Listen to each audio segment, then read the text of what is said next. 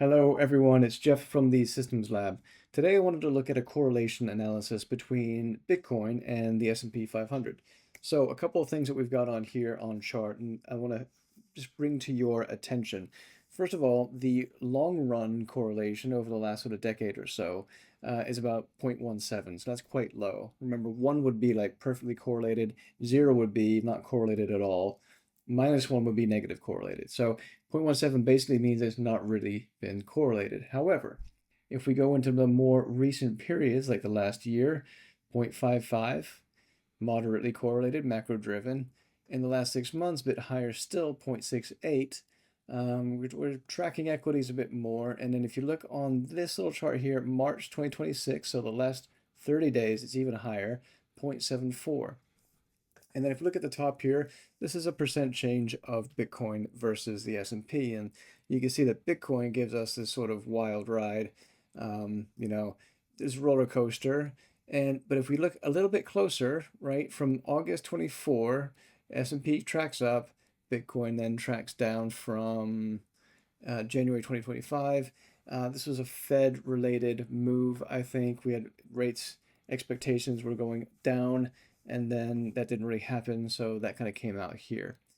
Now, a bit more recently, we've had, this was the April 2025, that was Liberation Day, and we've got that sort of spike heading up, and then this sharp sell-off since. But so the S&P has been essentially moving in the same direction recently, but Bitcoin is just, the magnitude of the move is just much higher. Now that means that the correlations hold, but the magnitude is bigger. So if I just scroll down here a little bit more, here's what we got. This is sort of year by year, just looking at sort of percent changes. So this isn't a correlation, it's just kind of looking at the percent changes over the year. But what we can see is that in the long run, Bitcoin consistently amplifies that S&P 500's direction. It's usually like 3 to 6 times the S&P. So it is basically just another a risk asset, really. And what other reasons are there for this recent correlation? So one we said already, that we had the Fed. So, the Bitcoin doesn't have a central bank, so it kind of borrows the Fed's as its central bank. And we had rate cut expectations late 2024, so from here up to about here, and then that started to fade and we came back down again. And then after that, or I should say, the second thing really is since Jan 2024, we had like the institutional money coming in through these Bitcoin ETFs.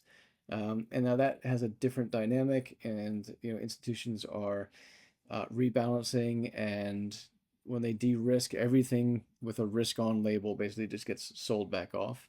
And then the third thing is algorithmic trading, where we've got quant funds that are basically trading the spreads between Bitcoin and equities. And I didn't know that until I started to research it.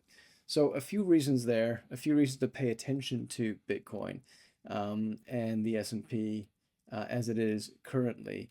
And maybe just to consider what that means for your portfolio. For us trading PRX, we know that we are trading the trend. And when Bitcoin recovers, and when we end up on the next big uptrend, we're going to take part.